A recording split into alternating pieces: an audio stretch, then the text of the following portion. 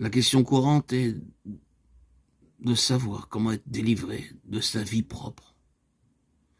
En nous basant sur notre expérience personnelle, nous dirons que la délivrance dont nous nous occupons en cet instant comprend 3 phases et en même temps 3 facteurs. La croix, l'esprit, la contemplation du Christ glorifié. Veuille l'Esprit de Dieu illuminer notre témoignage. Sur la croix, le Christ s'offrit en sacrifice pour le péché du monde. Il y a là un acte de substitution, d'amour, de pardon. Mais j'y trouve encore davantage. J'y découvre en puissance les arts de ma sanctification. Relisons Romains 8, 3, 4. Ce qui était impossible à la loi à cause qu'elle était faible dans la chair, Dieu l'a fait en envoyant son propre Fils dans une chair semblable à celle des hommes pécheurs. Et pour le péché, il a condamné le péché dans la chair, afin que la justice de la loi fût accomplie en nous, qui marchons non selon la chair, mais selon l'esprit. L'œuvre de substitution d'abord, Dieu a envoyé son propre Fils pour le péché, puis celle de ma sanctification, dans une chair semblable à celle des hommes pécheurs. Sur la croix et dans la personne de Christ, la chair, la mienne, a été crucifiée. Comment m'exprimerai-je pour faire comprendre combien cette pensée a pénétré et transformé ma vie?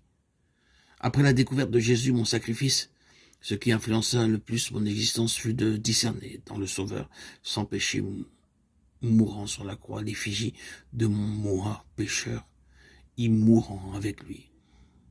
Voici à peu près ce que furent mes pensées, pour autant que je puisse rendre la profonde impression reçue. Alors, Dieu a cloué au bois la ressemblance de mon moi pécheur. La croix est symbole de dégradation, d'infamie, maudit quiconque est pendu au bois.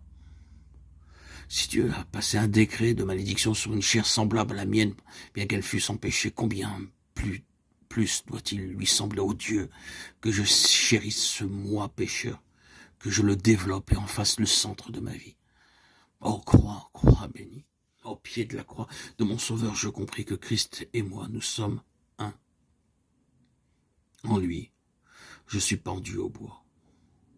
Désormais, j'en ai fini avec le moi, et me prosternant au pied de la croix, je m'unis à Christ en sa mort par la foi, je consignai ma vie propre à la croix.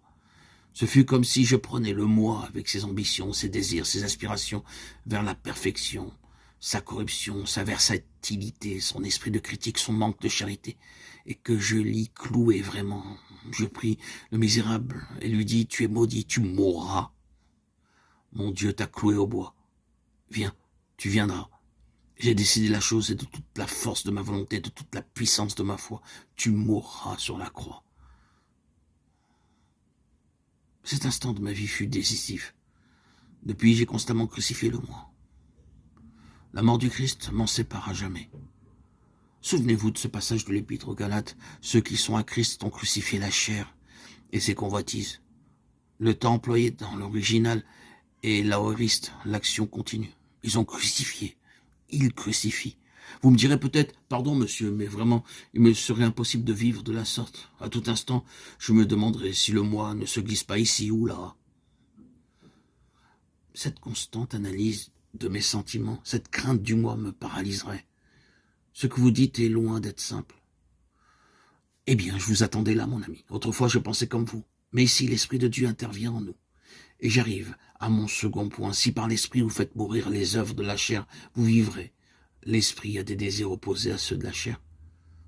Ce fut par l'Esprit éternel que le Christ s'offrit à Dieu sans péché. Et c'est l'Esprit éternel en vous et moi qui s'oppose à la vie propre et la crucifie. Mais protestez-vous encore. Crucifier le moi me fera souffrir. Je me ferai l'effet de monter la garde auprès d'un cercueil et de surveiller l'œuvre de mort sur un cadavre. Oui, c'est cela en un sens, et cependant, c'est tout autre chose. Et j'arrive à mon troisième point. Jésus. La contemplation du Seigneur ressuscité. Alors que tout au fond de votre cœur, l'Esprit de Dieu lutte contre la vie propre, contre le moi et ses convoitises. Il révèle en même temps Jésus-Christ. Le Seigneur vous est tout proche, il vous devient une réalité. Le Saint-Esprit conduit les regards sur Jésus, de sorte que vous ne pensez pas à l'Esprit, et c'est à peine si vous pensez au moi, mais votre cœur, votre pensée sont remplis du Seigneur. Oh, mes amis, pardonnez-moi d'exprimer de façon si imparfaite le plus sublime des mystères. Mais je prie que le Saint-Esprit vous révèle ce que c'est que d'avoir comme centre et comme source de vie Jésus. Jusque-là, le centre, le mobile, le principe directeur, ça avait été le moi.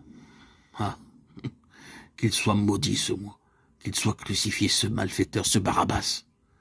À l'inverse de ceux qui demandaient à Hérode l'élargissement de Barabbas, nous disons à mort le malfaiteur, à mort le moi, à mort, et que vive le Christ. Non pas Barabbas, non plus moi, mais Christ. Que le Seigneur illumine ses pensées dans vos cœurs pour l'amour de son nom.